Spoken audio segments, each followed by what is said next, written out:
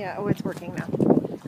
Okay, we're walking. This is the service for Jack Armstrong. We're walking inside the shelter. We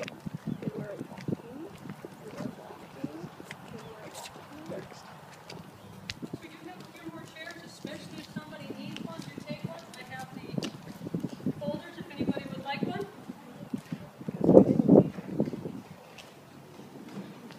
Step on in. Hi, Tracy.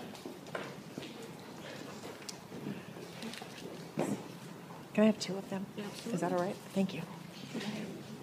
I'm videotaping for Jack because he said, "Can you videotape?" I'm like, "Yeah, I get to put my reading glasses on." I'll just leave the aisle left open for our Marines.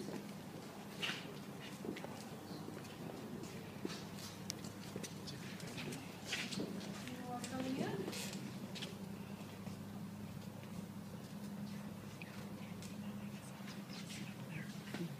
Okay, there, good. Come on. And we have another chair up here if you'd like to have a seat.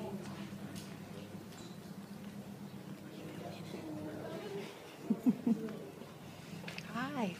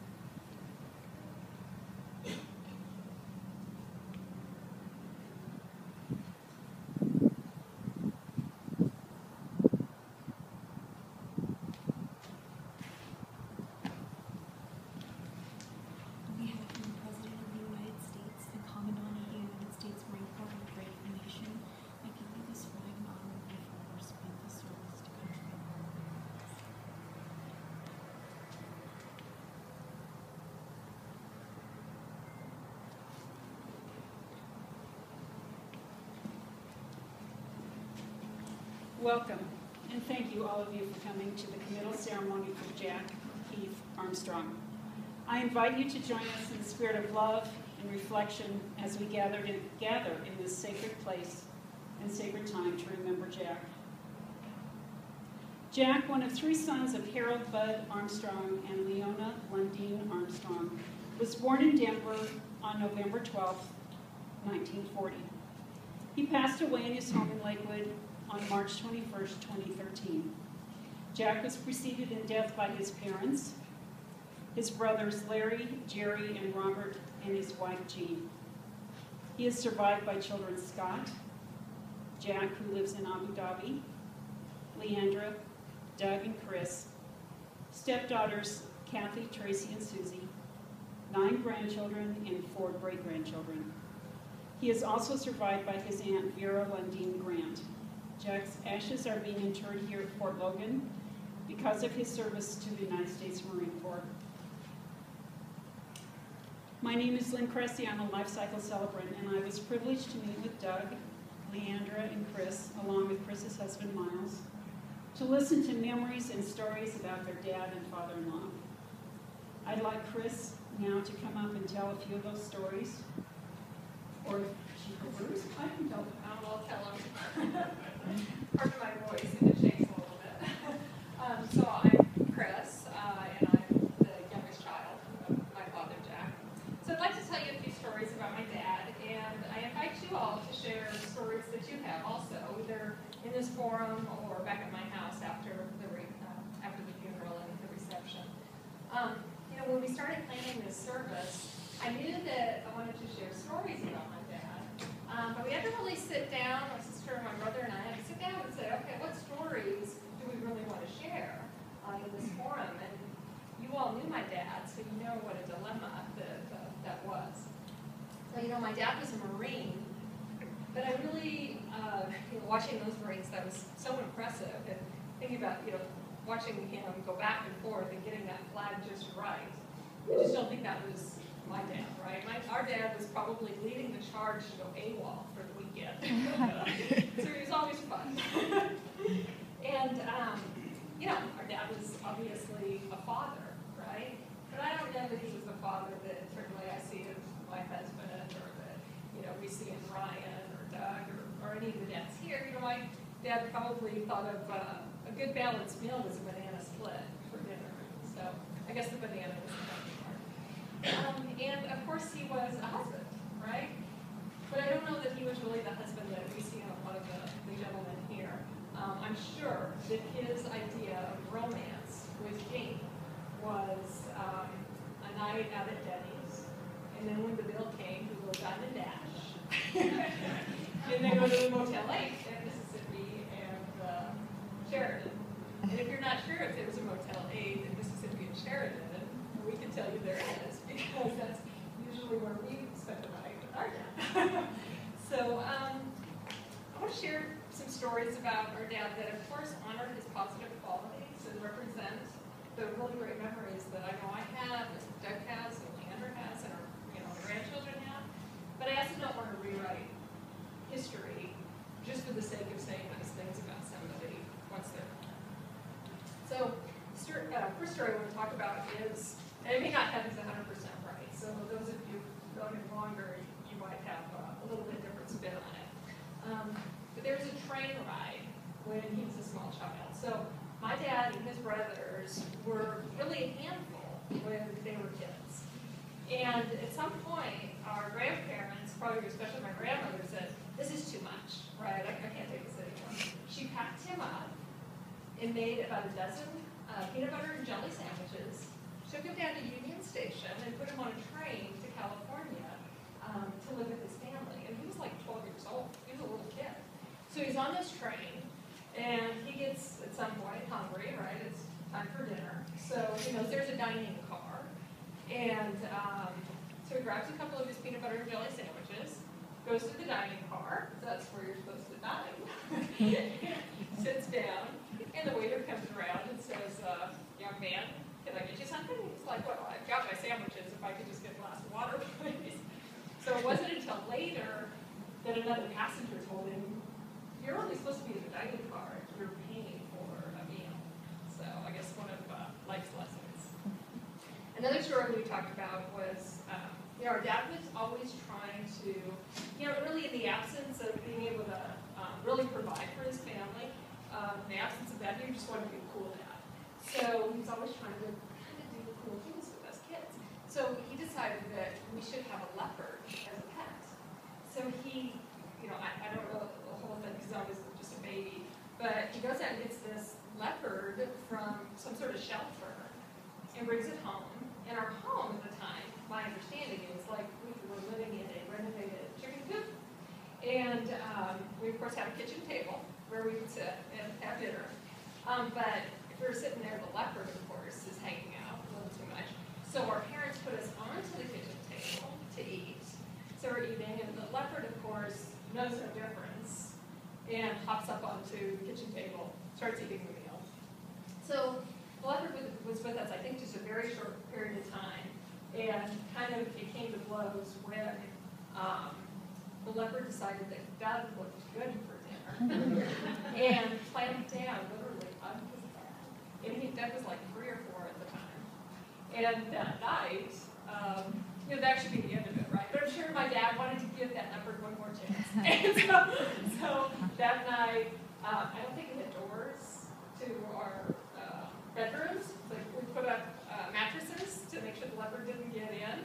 And then at some point in the night, my mom had sneaks out of the house, in the chicken coop where we were living, out of the window and go into hiding. So anyway, we had to get rid of the leopard, which I'm sure was probably a dilemma to my dad. I don't know. I should really get rid of it. So then we kind of fast forward. You all know that our dad did 7 years at Club Fed, and but he came back to Denver, and he really wanted to rekindle with his family and start relationships. So he called my mom one day, and Doug remembers actually the conversation while she was on the phone. Phone rings, my mom picks up, and it's my dad, and he's saying, hey, I want to come by the house. So, my mom was very amiable, and said, sure, no problem, So she hangs up, and she says, Doug, somebody's going to come by to see you. So go outside, he's going to be here a little bit. And Doug's like, where is it? And she says, it's a surprise, just go outside. So he's kind of thinking, it's probably my dad. So he goes outside, and sure enough, this blue 1965 Ford Galaxy pulls up. My dad gets out. And of course, that Ford Galaxy back then was probably a beater, but I know what Doug's thinking now, and Cheryl would be right behind him. Let's get that Ford Galaxy. Another car to renovate. So my dad gets out of the car, walks up to Doug, and I hate to admit this is really what happened.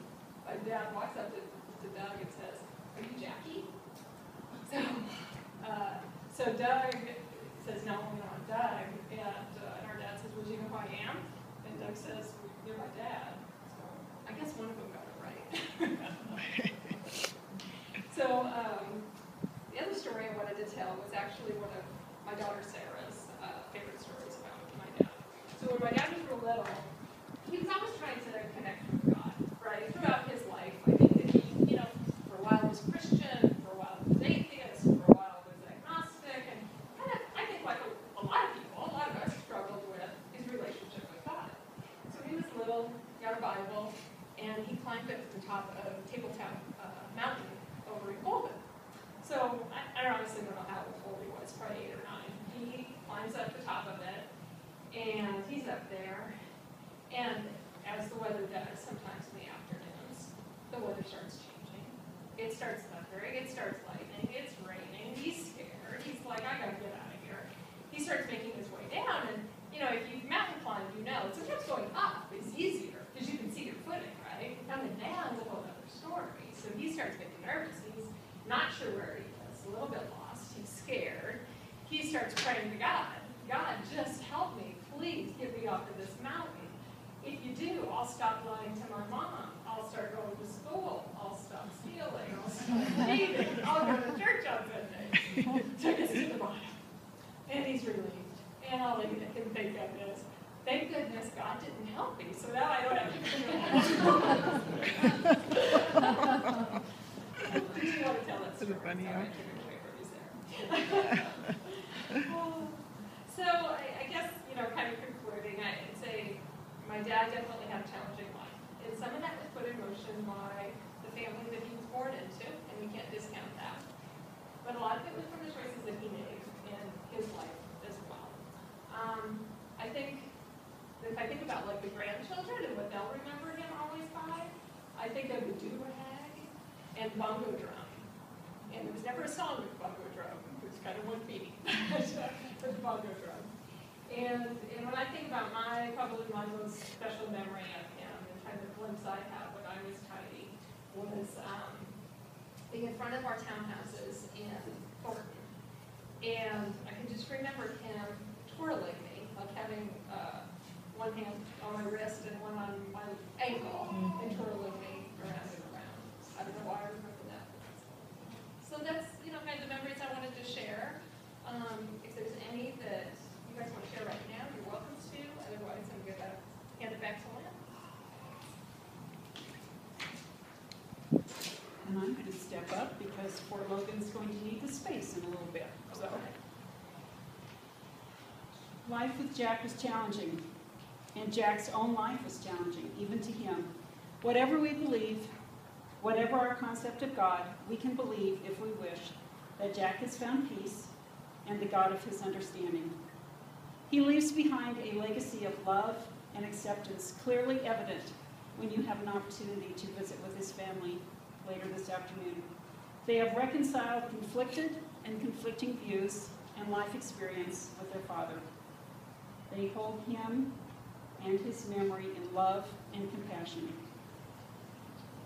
Jack, in that spirit of love and compassion and gratitude for all that has been and all that will be, we commend you to the safekeeping of these sacred hallowed grounds of Fort Logan National Cemetery on Friday, May 10th, 2013. We wish you peace. Before we close this service, Jack's family wishes to invite all of you to join them at a reception at Chris and Miles' home in Lakewood, just off of C470 and Alameda. Jack's daughter, Chris, has maps and directions for you. And we close with a poem entitled Indian Prayer by an unknown writer. When I am dead, cry for me a little. Think of me sometimes, but not too much. Think of me now and again as I was in life. At some moments it's pleasant to recall, but not for long. Leave me in peace, and I shall leave you in peace. And while you live, let your thoughts be with the living. The service has ended. Thank you for pausing for a few moments in your busy day to honor Jack and spend time with his family. Thank you to the Fort Logan National Cemetery staff for their contribution to Jack's service. Go in peace. Amen.